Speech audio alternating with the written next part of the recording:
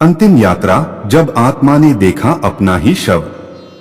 क्या आपने कभी सोचा है मृत्यु के बाद क्या होता है? क्या होता है जब आत्मा शरीर छोड़ देती है?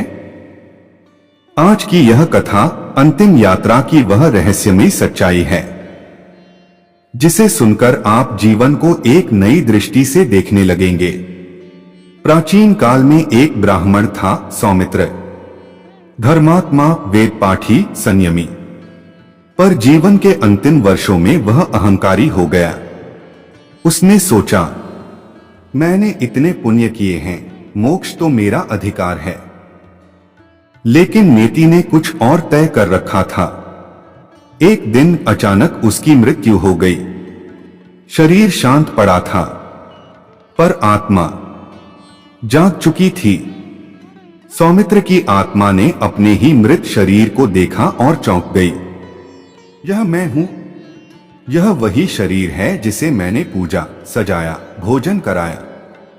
आज मिट्टी बन गया। कुछ ही पल बाद काले बादलों जैसे दो विकराल यमदूत प्रकट हुए। पर तभी एक तेजस्वी प्रकाश में एक शुभ दूत भी प्रकट हुआ। उसने कहा, यह आत्मा न पूर्ण पुण्य की है, न पूर्ण पाप की।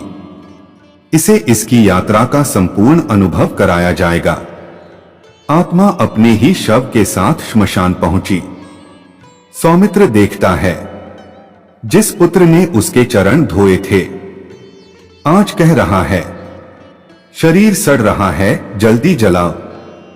आत्मा रो पड़ी। क्या यही जीवन का अंत है?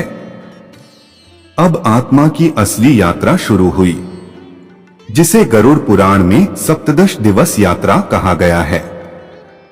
पहला दिन भूख, तीसरा दिन वैतरणी नदी, वह नदी जो पुण्य आत्माओं के लिए स्वच्छ जल है, पर पापियों के लिए खून और कीचड़।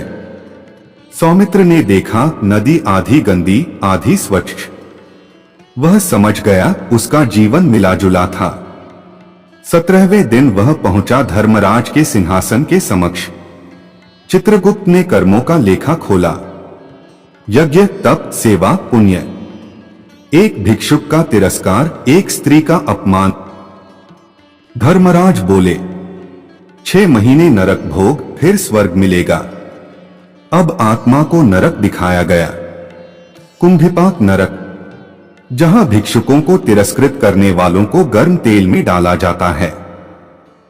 रौरव नरक, स्त्री का तिरस्कार करने वालों के लिए भयंकर यंत्रणाएं।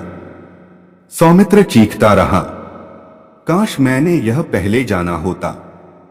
6 महीने बाद जब पापों का फल भोग चुका, तब आत्मा को ले जाया गया स्वर्ग की ओर, जहां सुंदर गंधर्व, पुष्प, मधुर संगीत था। पर सौमित्र अब बदल चुका था। उसने कहा, मुझे भोग नहीं, मोक्ष चाहिए।